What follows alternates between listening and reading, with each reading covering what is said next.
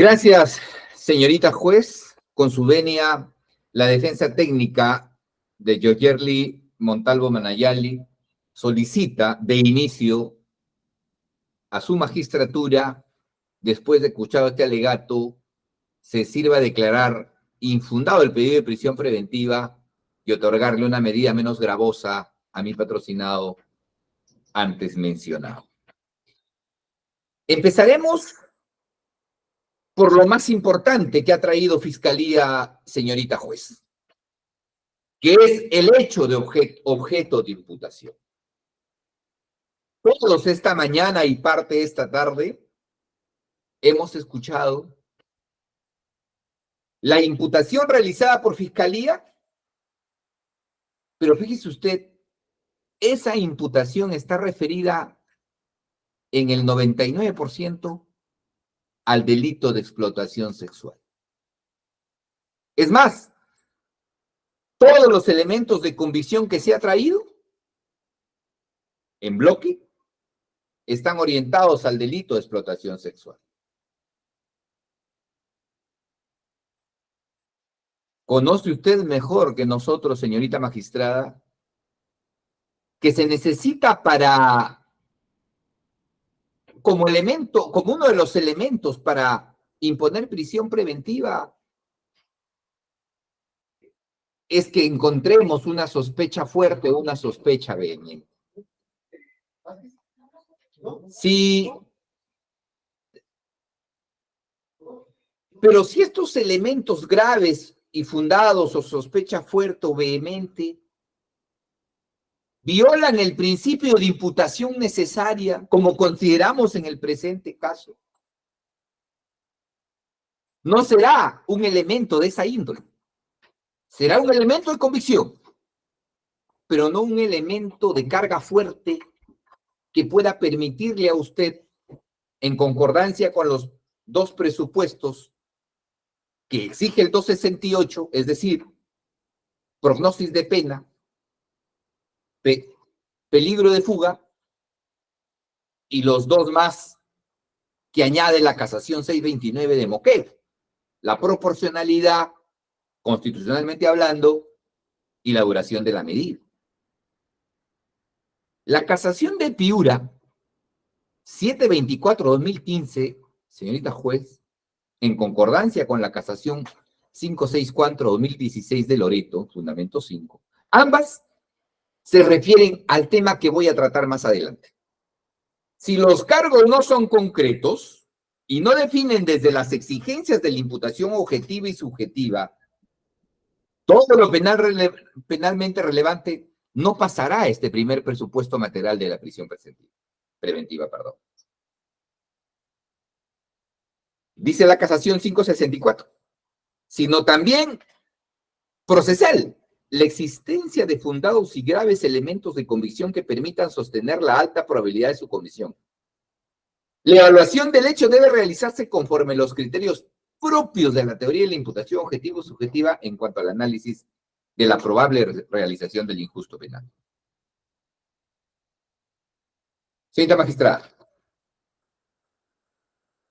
estos son toda la carga probatoria que ha traído la representante del Ministerio Público.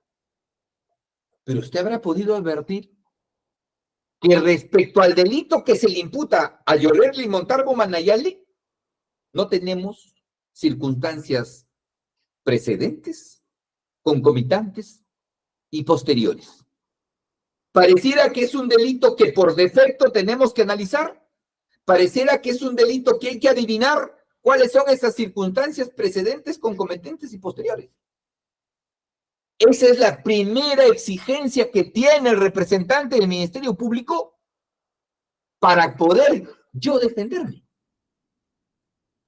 Y en el requerimiento de prisión preventiva no lo hemos encontrado.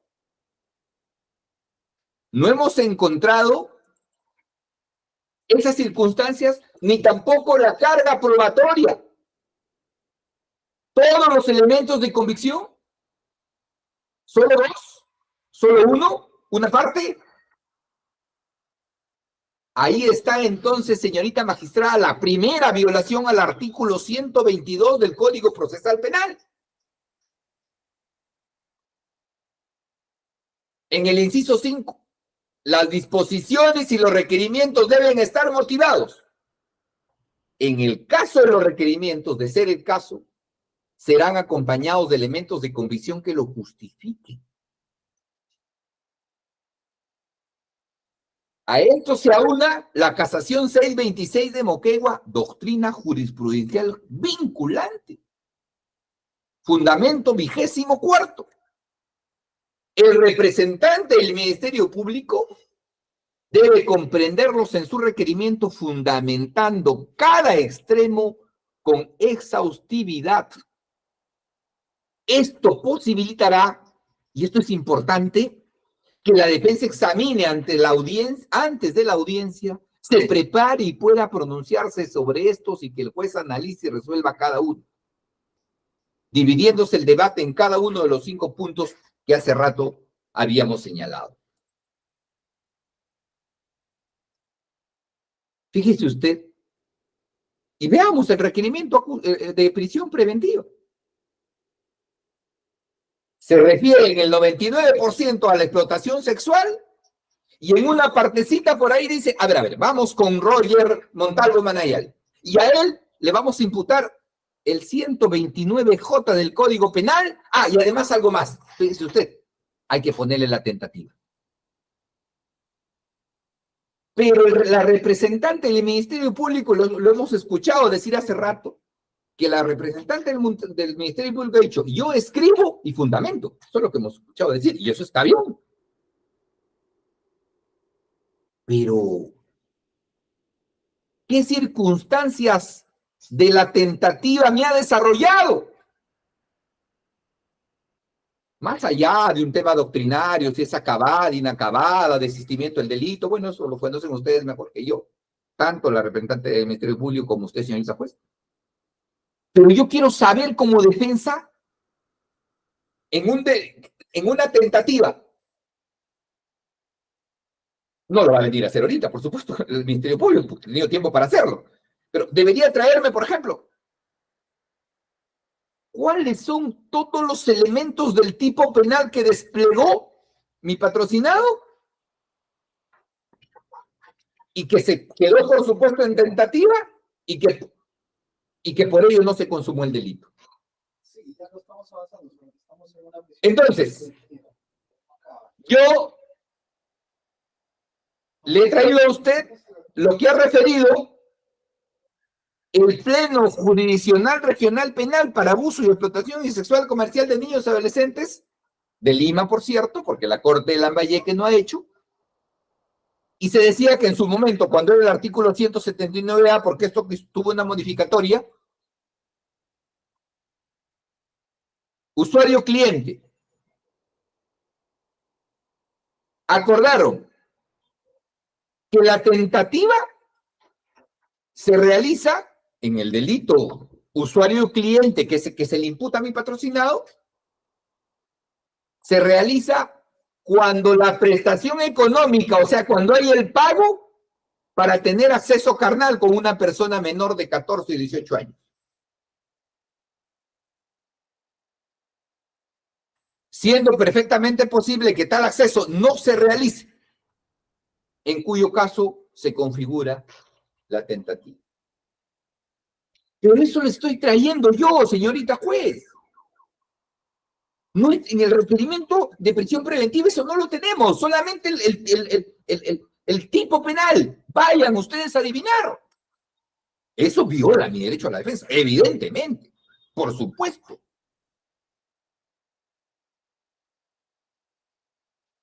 Y algo más, vayamos a nuestra corte. Nuestra corte Superior de Justicia de Lambayeque, exactamente la primera sala de apelaciones, en un caso 5392 del año 2023, cuaderno 35, ha hecho lo siguiente, que es bastante interesante.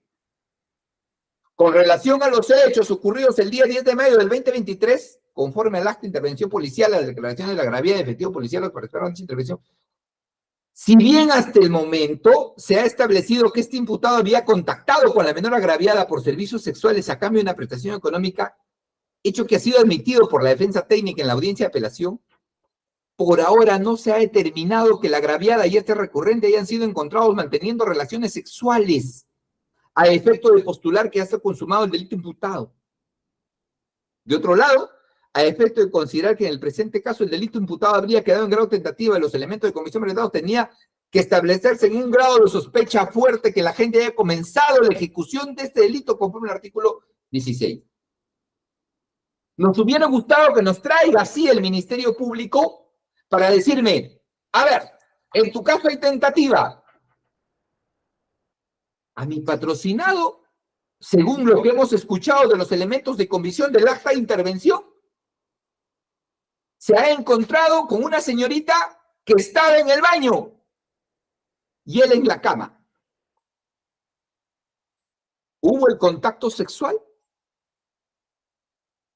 Esta sentencia, a raíz de lo que ha dicho el Pleno, incluso se refiere que aquí sí se acepta incluso el pago del económico.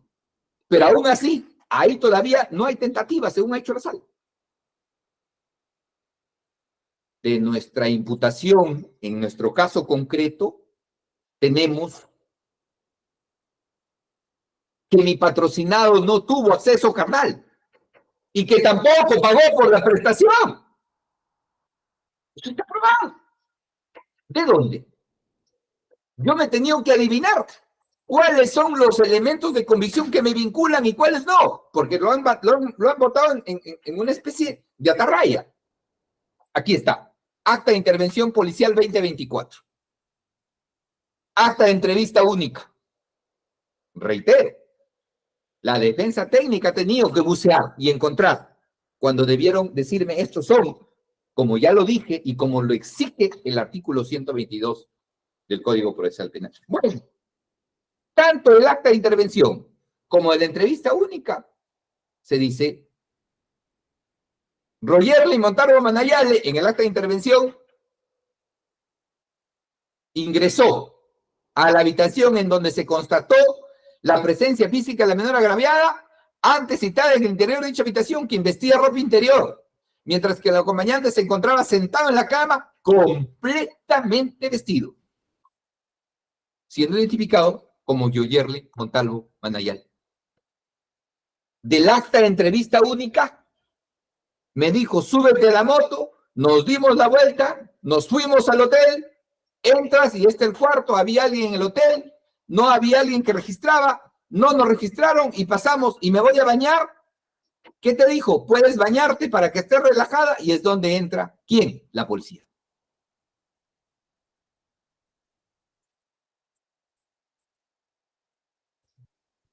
Como dije, los elementos de convicción en bloque nos vincularían esos pocos.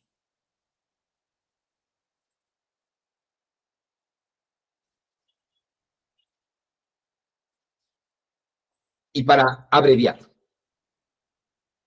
se ha traído una pericia psicológica forense, que en este caso el 89-2024, practicada a mi patrocinado. Sus conclusiones, se dice, el evaluado presentó estado mental conservador, personalidad tendiente a la introversión y estabilidad. Es una persona entonces que controla impulsos, es una persona que no es agresivo sexualmente, que no es pedófilo, que sí debo decir que estamos frente a un delito moralmente cuestionado, por supuesto, que mi patrocinado lamentablemente, por un tema inmoral, está ahora procesado. Que existe sospecha de la comisión del delito, no lo niego. Sería irresponsable, señorita juez, de mi parte. Poco tiempo llevo litigando, por cierto, pero hay que ser coherente. Pero eso no me lleva a decir que estamos frente a una sospecha fuerte. Lo acabo de mostrar. Está en discusión aquí y considera la defensa que la conducta desplegada por mi patrocinado es una conducta inmoral. Pero no es un delito. No se cumple con la tentativa. Lo acabo de demostrar.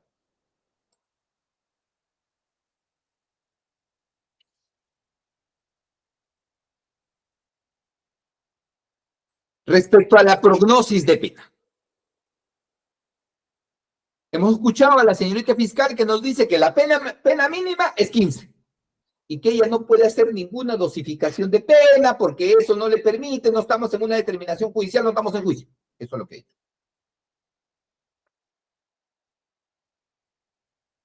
¿Qué dice esta casación?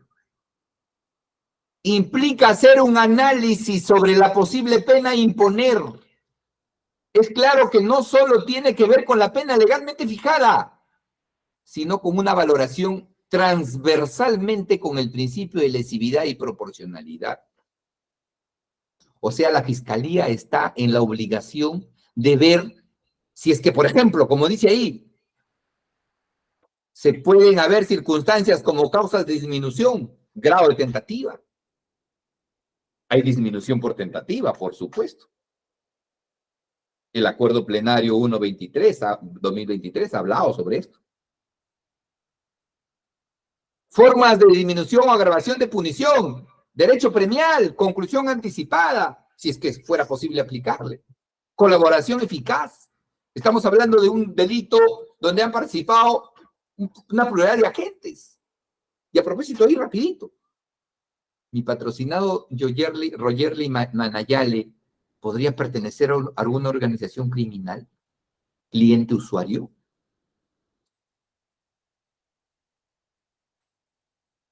Como dije, en nuestro caso, lo ha dicho la señora fiscal, que hay un tema tentativo. Consideramos que por ahí, y además, nosotros no aceptando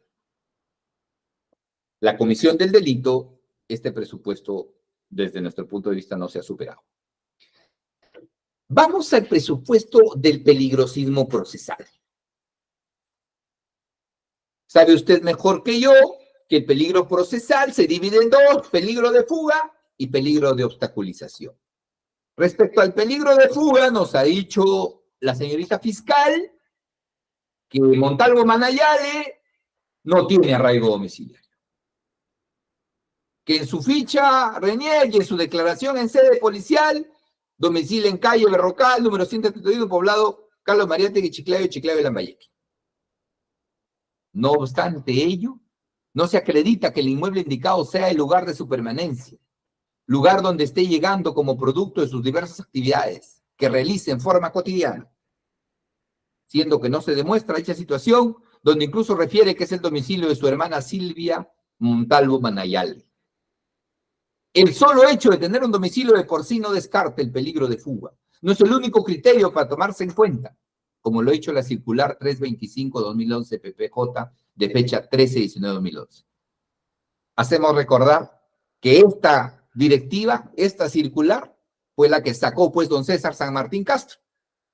10 años después, o casi 14 años después, ha tenido que cambiar su criterio, porque ahora ya no habla del famoso arraigo débil, se olvidó, por cierto. Ahora hablamos, dice que sí hay arraigo, que habrá que valorarlo en cada caso concreto, lo veremos más adelante. Ya no está vigente esa directiva. ¿Qué hemos presentado como elementos de convicción para acreditar su domicilio? Un acta de constatación domiciliaria que obra, señorita magistrada, en los actuados.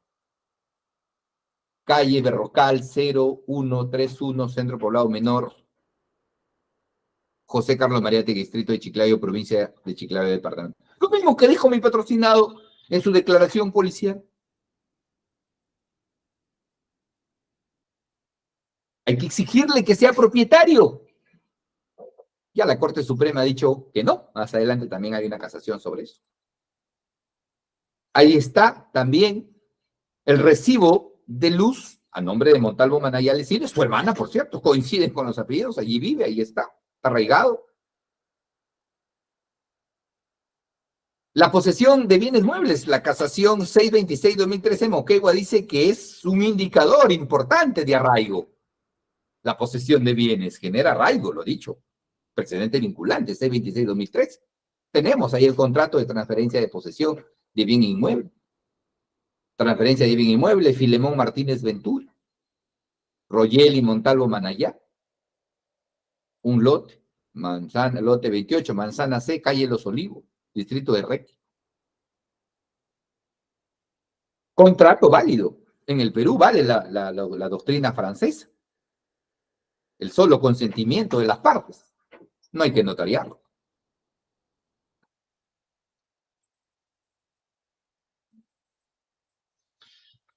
Pues vivir en una propiedad de un familiar no es una falta de certeza de domicilio conocido, señorita juez. La casación 1445-2018 nacional, 11 de abril del año 2009, fundamento jurídico 4.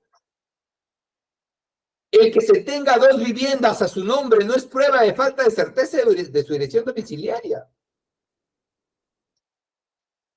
Solo revela que tiene dos predios y además ha consolidado, bueno, en el caso que su hijo estudiara, no es. El que no tengo una propiedad familiar, o sea, no me desarraiga, al contrario. Y respecto al arraigo laboral, estamos en un país informal, señores, señorita juez, señorita fiscal. Mi patrocinado dice que no tiene información de que trabaje o un elemento de convención que sostenga que tiene un trabajo estable y formal y dependiente y que no percibe un sueldo fijo.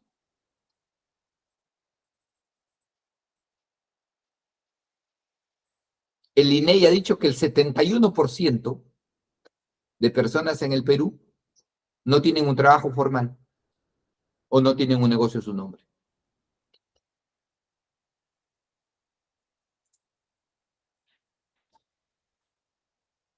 Tenemos una constancia de trabajo, porque él dice en su declaración que trabaja para la construcción. Está siendo coherente. Tenemos entonces la declaración jurada de Wenceslao Mendo Ortiz, Quirós, perdón, quien, bajo juramento y bajo las responsabilidades que tiene ello, dice que trabaja conmigo desde hace 6 años, ayudante de construcción civil, asentando cerámica, ladrillo, terrajero de paredes, columnas y todo lo referente a la construcción, demostrando puntualidad, etcétera. Casación 1445-2018, fundamento jurídico 3. No se puede exigir lógicas de arraigo laboral basadas en la exigencia de un trabajo dependiente y formal, un contrato de trabajo permanente o una línea de vida laboral en una empresa o institución con máximos niveles de funcionamiento e integración en el comercio o industria de primera categoría, máxima estabilidad institucional en los sectores de vida económica de una localidad, región o país. Se requiere de una persona que realice labores concretas y percibe ingresos para mantenerse y sustentar a su familia. Y eso es lo que percibe más adelante la casación de Ayacucho.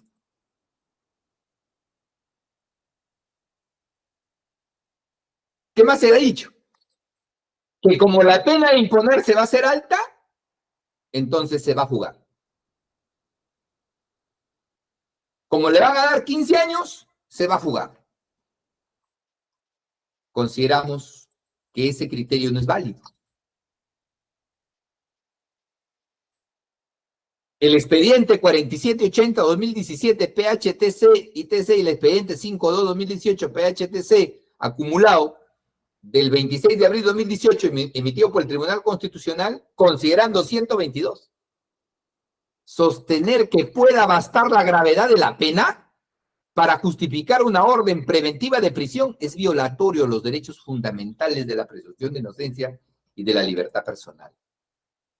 Hago recordar a su judicatura lo que alguna vez dijo el maestro Mario Hurtado en una clase, que el juez de investigación preparatoria es un juez constitucional con cama adentro del proceso penal.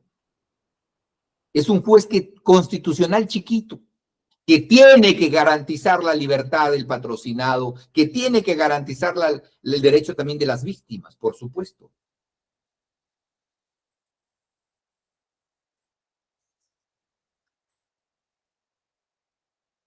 La casación, como dije, 1445-2018, fundamento jurídico 3, dice, la magnitud de la pena prevista, desde luego, por su carácter abstracto, no puede operar como único criterio de aplicación automática y mecánica para poder ponderar la necesidad de una imposición de prisión preventiva. Tienen que haber otros elementos, como por ejemplo las características del imputado, investigado. Y veremos más adelante que mi patrocinado ha colaborado con todos los actos de investigación, con todos. Ah, no, sí, fíjense, señores, no declaró. Y porque no declaró, entonces obstaculizó. No, no, no, no. Vamos a ver qué declaró. Aún cuando no haya declarado, también el Tribunal Constitucional ha dicho que eso es un derecho constitucional.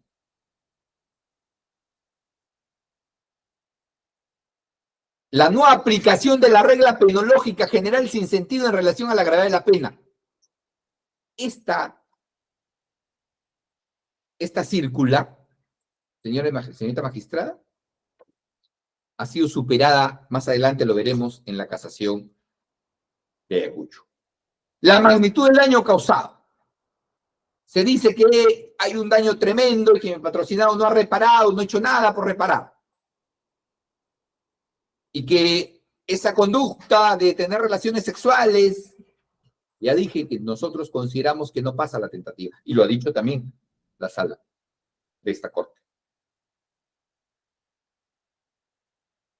Peligro de fuga por la magnitud del daño causado, de actitud por repararlo. Consideramos que no hay, como lo dije anteriormente.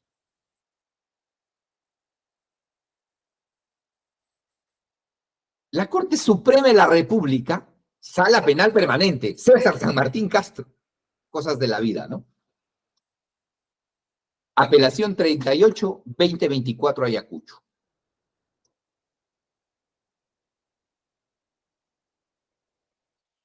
La señorita fiscal nos viene a decir que no está garantizado su arraigo, tiene un arraigo débil. Aunado a ello, por la gravedad de la sanción con la que se castiga este tipo de delitos, es posible colegir y concluir razonablemente que el imputado eludirá la acción de la justicia. El artículo 269 en su redacción normativa nunca hizo distinciones cualitativas. 10 años después, lo entendió la Corte Suprema. Casación 3824. En primer término, no se concluye objetivamente por qué esa calificación cualitativa y en segundo lugar la norma requiere de arraigo domiciliario y laboral, pero no distingue cualitativamente dichas condiciones.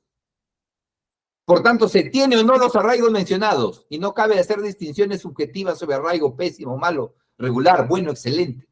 No lo digo yo, la Corte Suprema. La cuestión normativa requiere que haya arraigo o no. Artículo 269, letra C y 269 del Código Procesal Penal.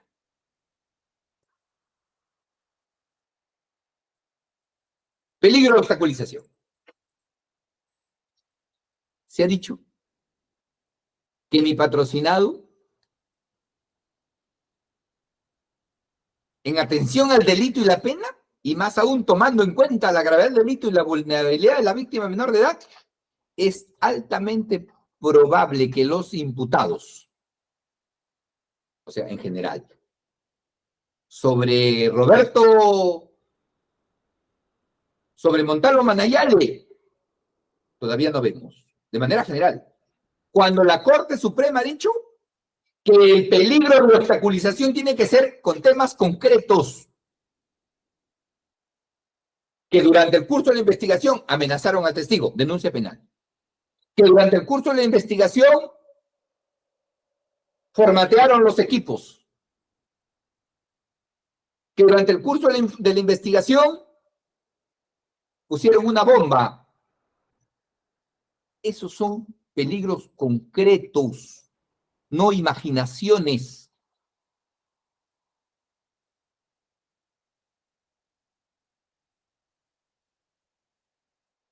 No hay nada, ningún hecho que mi patrocinado haya obstaculizado.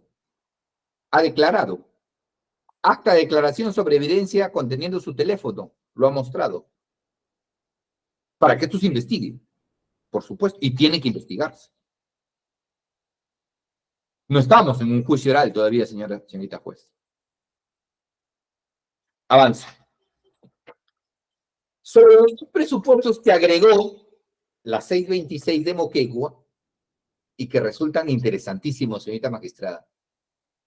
La proporcionalidad de la medida.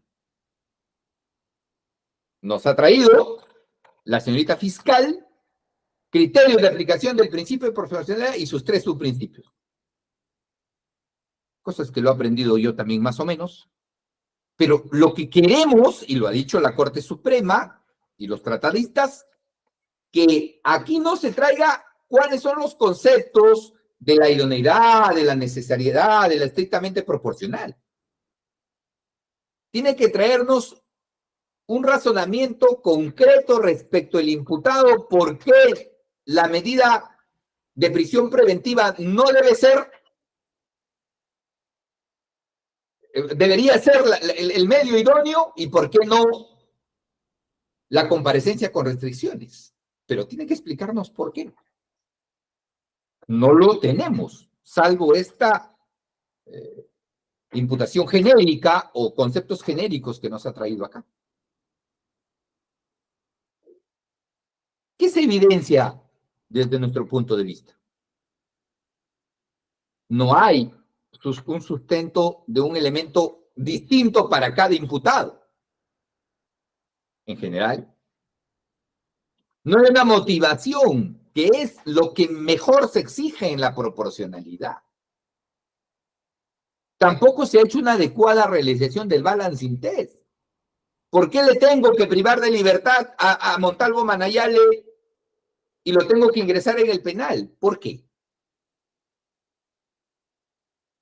Eso es lo que exige este principio, esta parte que la 626 ha agregado. La defensa técnica considera buenamente, señorita juez, que dentro de los 3 principios que se ha postulado, los subprincipios de la proporcionalidad, la medida puede ser idónea. Eso no lo discutimos. Porque no podría haber sino la prisión preventiva para asegurar a un imputado dentro de la cárcel. Esa es la idoneidad. Pero nosotros consideramos que en este caso concreto, habiendo elementos de convicción que no tienen característica de sospecha grave, no pasa el filtro de la necesidad. Puede ser idónea, pero ya no es necesaria. ¿Por qué? Porque podríamos suplirla con otra medida alternativa que podría ser una comparecencia con restricciones.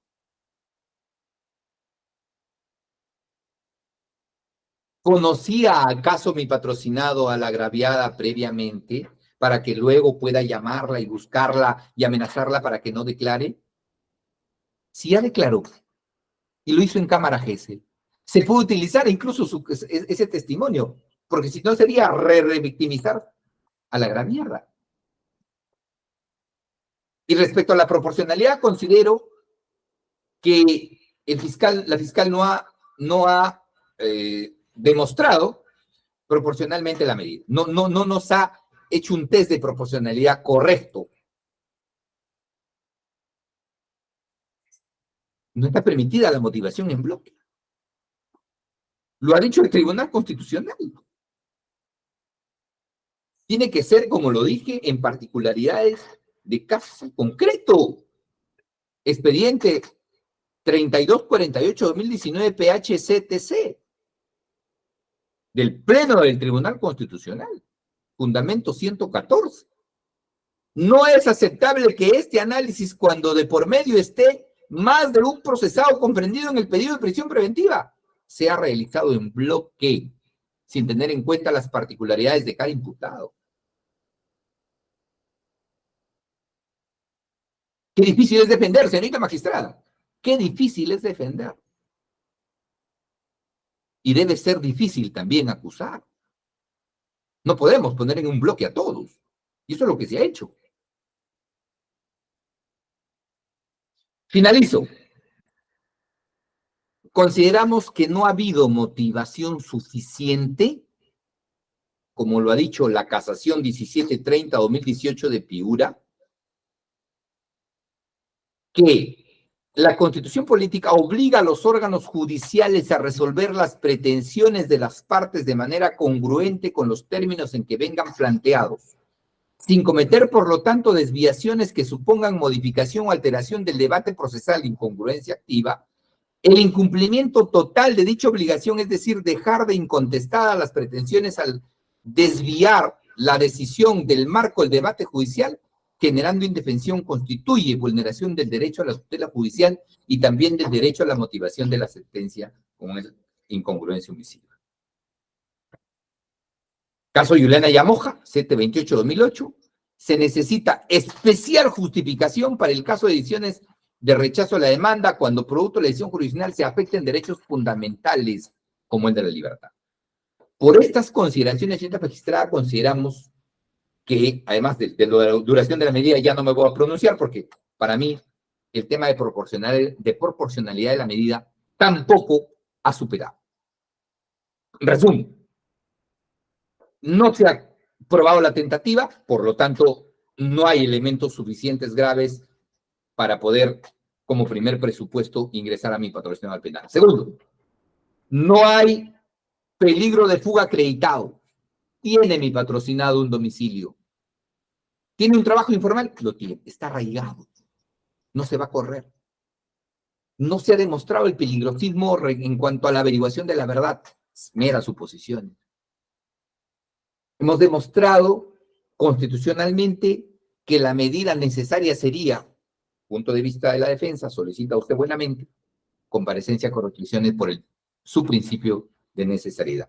Y no se ha cumplido con la motivación cualificada que debe tener un requerimiento de prisión preventiva desde el punto de vista constitucional.